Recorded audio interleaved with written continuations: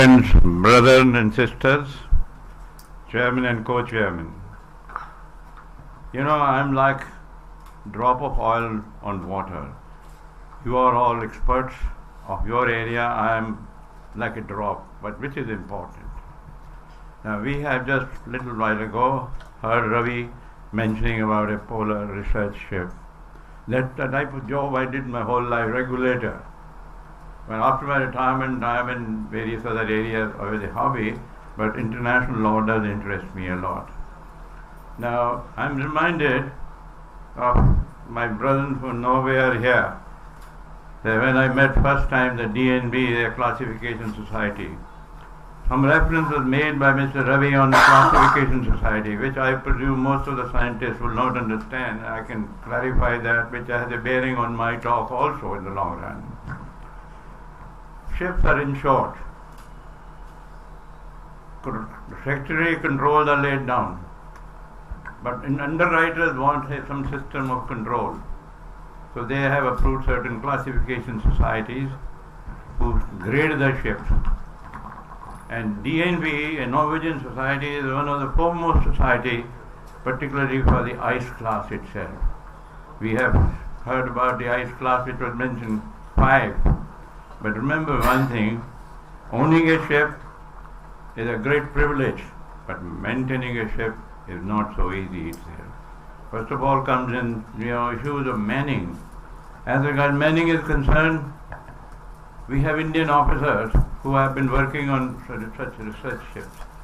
And recently we have brought new regulations of polar research ship manning itself. So these have to be coordinated. Now we work out in different compartments. To be able to succeed, we have to have closer coordination with other wings itself. More on that I will add later on personally to my friend itself. But I will say this, how did I think of research? Well, I found many a time this requests come from one country to the other country. There is always a delay. Now reason is, prior to UNCLOS 82, we had a system that mutually you had to agree, then only you could come. UNCLOS 82 came into scene after a lot of debate on this subject. They have a chapter of research in that, and they laid down a certain standard procedure. Procedure is that, well, territorial waters, you are the king. Beyond that, you have to have consent of the coastal state itself. Now, in that context, what I am referring down is mostly such, you are all researchers, you must be finding sometimes difficulties that you don't get the okay.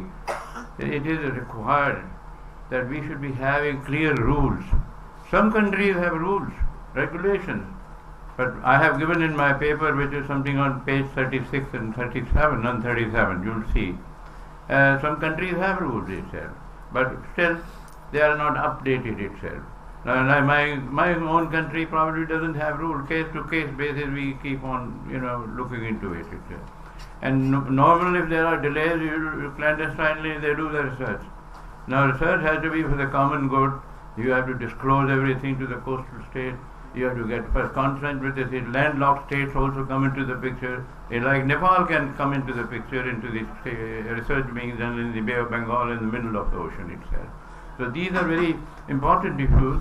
Along with that, you remember one thing. I am one of the parent bodies for the maritime sector itself. My friend who spoke on the research ship itself, IMO has a code for research vessels. Then we have a polar code. Then we have what we call a research vessel association code. Now all these three things are very important for you to have it. When you go on a research ship, you think that you can just bow down the ship. No, ship must have all regulatory requirements completed. Your comfort as scientists, your brain will only work if you have a comfort. If you put you into cabins which are not authorized, you will find difficulty. Like in the beginning, I dealt with a research ship. I am reminded of Dr. Qasim. The proposal of Sagar Kanya, I think it was that. See, we were just, for the first ship and getting ship built abroad. People were not very clear. that, well, if the accommodation is for 35 men on board, you can put 45. No. See, if it is your discomfort, you're going to be in a problem if some accident happens. And then along with that issue comes up, the scientist in charge and the master, relationship between the two. Now, same thing is happening in the offshore industry. Tool pusher versus the master captain of the rig.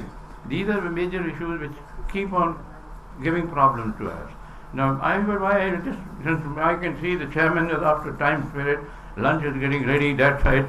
So I will not take very long, but I will tell you one or two more small things later. Now, research. Now, sometimes certain areas cross border.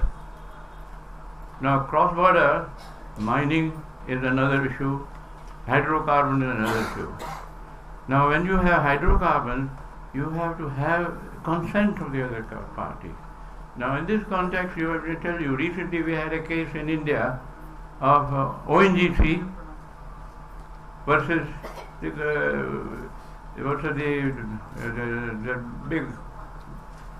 big organization, company, I forget the name now suddenly.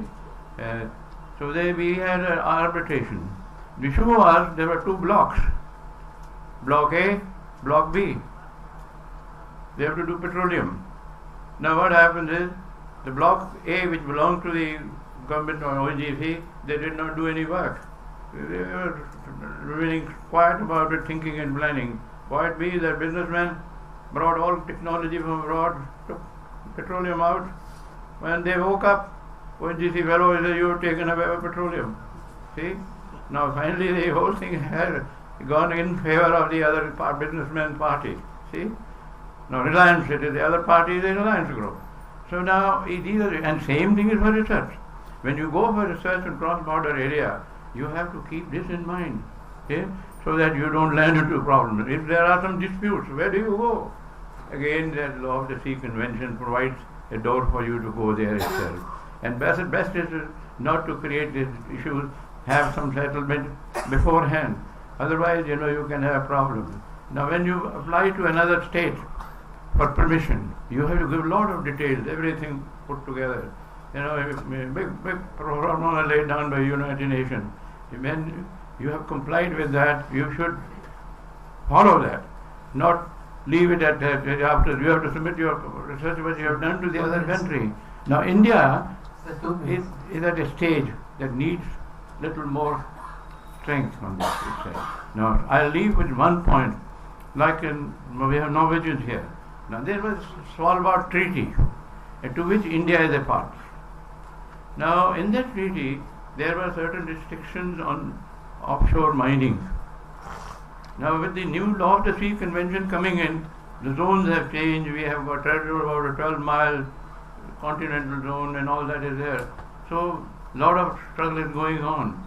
So, I will leave some of the Norwegian fellows to tell me what is that problem, what is the solution for that. Because other countries were joining countries. For all purposes, Arctic, those 5 countries own, they have made people members of the council with a limited say. You can't dictate anything there itself. You are only an observer for all purposes. See? So it is very important that our council members should be strong enough if India wants to participate in that area itself. With these words, I can say, brethren, I am privileged to be here, and to Chairman, thank you very much for giving me time.